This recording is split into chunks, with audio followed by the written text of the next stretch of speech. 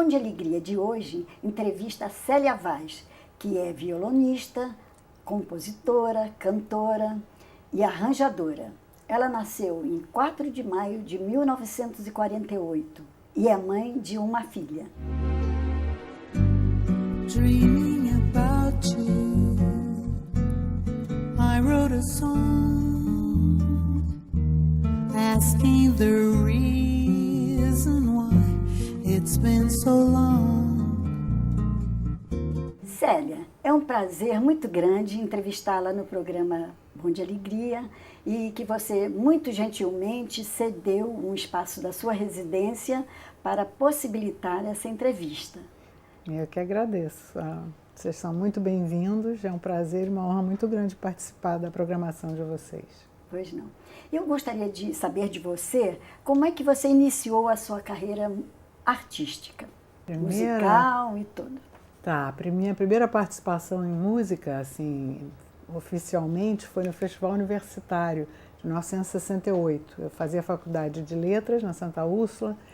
E aí houve esse festival, eu participei, minha música foi classificada, Dodge Monteiro que defendeu e ficou entre as 12 finalistas e tocava na rádio, porque isso era um dos prêmios, que faria um disco com as 12 finalistas, tocaria na rádio, mas não era a música que eu queria ter feito, não era a música que eu queria ser a compositora. Eu fiz aquela música de brincadeira em casa e meus familiares ficaram, pai, a música é tão bonitinha, tão bonitinha, tão bonitinha. E eu não gostava muito da música, achava a música meio boba, assim. Aí eu falei assim, quer saber? Aí tocava no rádio, as pessoas diziam assim, e aí, não vai fazer outra música? Compositora de uma música só? Eu dizia, eu nunca mais vou fazer outra música enquanto eu não souber fazer o que eu quero ouvir. Isso não é o que eu quero ouvir, isso é só o que eu sei fazer, mas não é o que eu gostaria de fazer. Aí eu ganhei uma bolsa de estudos, fui estudar em Boston e me formei em arranjo e composição. E aí já no segundo ano da minha escola lá, eu comecei a entender o que eu tinha que fazer para fazer o que eu queria ouvir. E daí eu virei uma compositora que adorava as suas próprias músicas. O que foi para você estudar música no exterior, fora do país, do Brasil? Olha, na época, isso foi em 72 a 76, que eu estudei nos Estados Unidos, era muito difícil estudar música popular brasileira, estudar arranjo aqui no Rio. Agora já é muito mais fácil, já se passaram 40, sei lá quantos anos. Hoje em dia, mais de 40 anos, hoje em dia já é muito mais fácil, tem muitas escolas, muita informação, tem internet, enfim, é muito mais fácil você obter informações para o seu estudo, para a sua informação, né? Mas na época não. Então aqui a gente tinha muita dificuldade, ou você estudava clássico ou você ficava estudando sozinho, era autodidata, né? Não tinha assim, uma coisa com a música popular. Então para mim foi uma escola, a escola foi assim, uma janela imensa que se abriu, né? Porque lá eu comecei a entender, enfim, tudo que eu já sabia de ouvido, porque eu já tocava violão de ouvido, mas já a teoria para mim era grego. Aí de repente eu comecei nossa, mas é isso. Eu só ficava assim, cada semestre que passava, era isso, nossa, tanto tempo, porque o método lá era muito prático, muito lógico, e é um método bacana, e eu bem adapto isso. Né? É lógico, faz sentido, não é uma coisa de decorar, você entende tudo vira uma história com começo, meio e fim. Toda teoria tem uma razão, porque a música, a harmonia, a progressão harmônica, tudo tem uma explicação, nada é por acaso. Então, quando você entende o sujeito, quem é o sujeito e o objeto da frase musical, você fica com outra liberdade para compor, para tocar, para arranjar. E você fez várias apresentações de shows em diversos países do mundo, né? E eu queria saber de você como foi essa experiência, porque você se apresentou nos Estados Unidos, em Cuba, no Japão, na Holanda e em outros países mais, né? Como foi que você avalia como é que você avalia essa experiência aí? O seu trabalho também. Bom, o início das minhas viagens eu devo ao Quarteto em Si, com quem eu trabalhei durante 23 anos como diretora musical, arranjadora e violonista delas. E com elas eu gravei mais de 15 CDs e viajei o mundo inteiro, para Cuba, para a Europa, para o Japão, para os Estados Unidos, para tudo que é canto. Rio de Janeiro, Rio de Janeiro, Rio de Janeiro, Rio de Janeiro.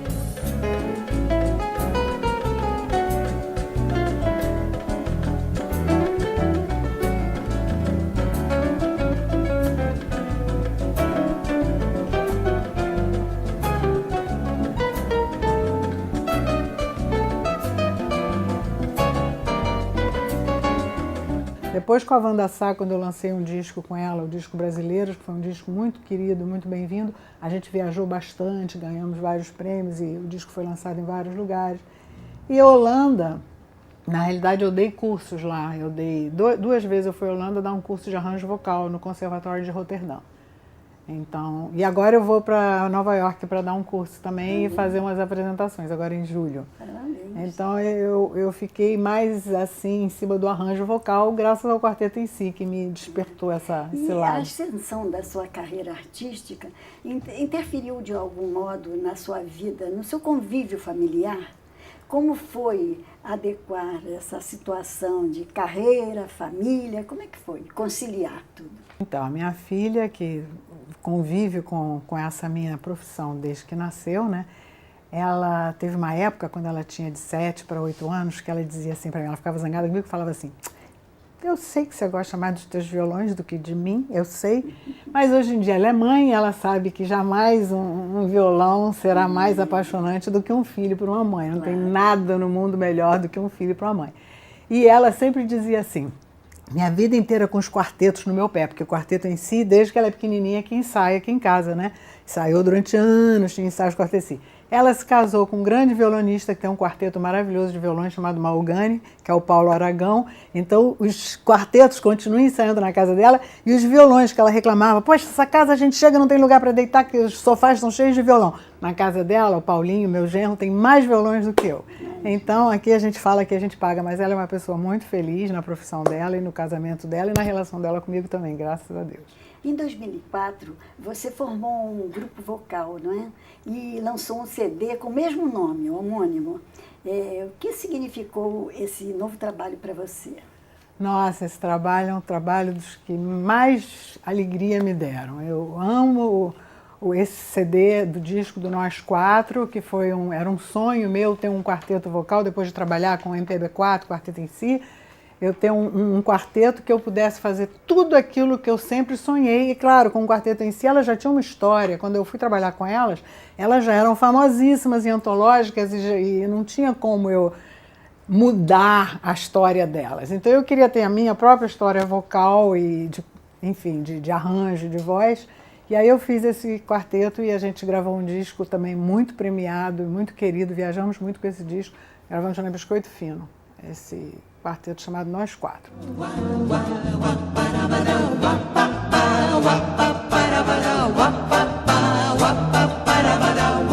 Célia, você atuou no teatro como arranjadora e diretora musical em trilhas sonoras como Lola Moreno, Alto de Natal, e Vejo um Vulto na Janela, Me Acordam, que sou donzela, e também O Pássaro, né? O que significou isso aí para você? Olha, eu adoraria ter mergulhado mais fundo nesse lado da minha carreira. Eu tenho loucura para fazer trilha para filme, mas eu nunca consegui entrar para a panela. É uma coisa que existe aí um grupo, não sei, eu nunca soube me aproximar. E fiz essas peças de teatro há muito tempo atrás, depois não fiz mais, mas de filme eu teria loucura para fazer e realmente nunca fiz. E qual a música que você compôs que você mais gostou? Inclusive, eu vou pedir uma palhinha também. Ih, caramba, é porque geralmente é instrumental. Eu tenho muita música instrumental, só tocada. Sim. Cantada, tem uma... Para eu poder cantar aqui para vocês, tem uma que se chama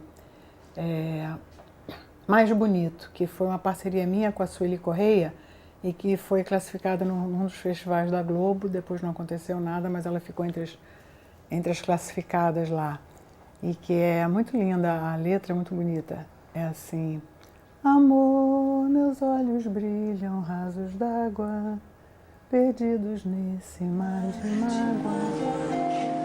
Sem ter mais porquê.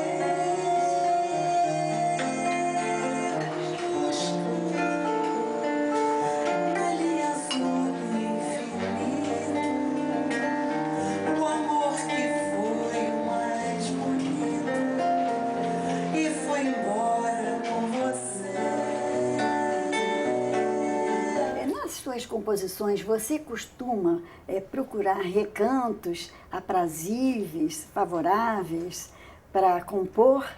Ou você não tem dia, lugar nem hora, qualquer hora é boa, e você acha que essa expressão de sentimento é uma explosão para compor? Olha, para mim compor é um ato assim de como se fosse uma oração mesmo. Eu acho um trabalho, é um trabalho solitário, eu não sei compor com ninguém perto, nem com gente em volta correndo, fazendo barulho, eu tenho que estar sozinha. Eu demoro muito, eu sou uma compositora muito lenta, muito lerda, muito devagar, quase parando, demoro, sofro muito para compor porque sou muito perfeccionista. E só consigo compor quieta ali no meu estúdio, que é aquele lugar que está ali, quieta, sozinha ali, muito tempo sozinha, porque eu aprendi com o Pat Metheny, que foi um guitarrista que eu conheci, que é meu ídolo até hoje, sempre foi, sempre será. Ele disse assim, você nunca deve começar uma outra composição enquanto esta composição que você está fazendo agora não estiver 120% de perfeita para você. Senão atropela tudo. Não, senão, primeiro, se você não terminá-la hoje e começar outra, você nunca vai acabar ela legal. E segundo, se você não terminar ela exatamente como você queria, se tiver algum pedacinho, um compasso, um acorde que você mais ou menos não curte, você vai sofrer pro resto da sua vida cada vez que você ouvir aquele compasso, aquele acorde. Então nunca deixe ficar nada, nem faltando nada, nada, nada. Completamente feliz. E dessas composições, o que você sente de alguma delas, avaliando o seu trabalho todo? Tem uma aí que fica no cantinho, sempre na sua predileção, e que foi batizada por você como a principal. Olha, eu gosto, como eu te falei, eu virei uma compositora que adora suas próprias músicas. Eu consegui fazer o que eu queria ouvir, então eu sou feliz com elas. Agora, no meu primeiro disco, que é de 1980, Mutação, tem essa faixa, Mutação, que é um tema instrumental, que o Pat Metheny, esse guitarrista que eu falei para vocês, ele participou, então foi a participação especial dele nessa faixa, que é uma faixa super bacana, que eu adoro, e é uma das composições minhas preferidas.